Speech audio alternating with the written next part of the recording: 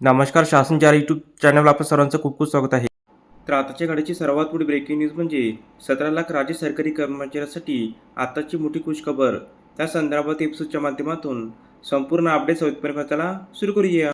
दिनांक 15/5/26 रोजी राज्य अधिकारी आणि कर्मचाऱ्यांच्या बाबतीत 4 मोठे महत्त्वपूर्ण शासन निर्णय निर्गमित करण्यात आले आहे.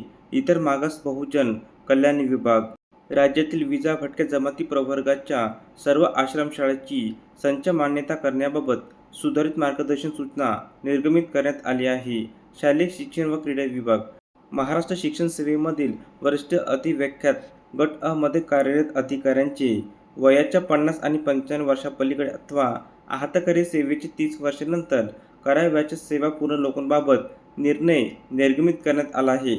महसूल व वन विभाग निवड सूची वर्ष 25-26 मध्ये उपजिल्हा अधिकारी संवर्गातील पात्र अधिकाऱ्यांना अपर जिल्हाधिकारी संवर्गातील नियमित पदोन्नती कोट्यातील रिक्त पदावर निवड तात्पुरत्या स्वरूपात पदोन्नती व पदस्थापना देण्यास मंजुरी देण्यात येत आहे.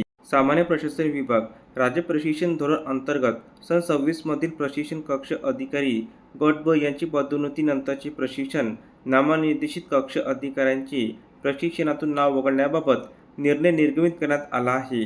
धन्यवाद.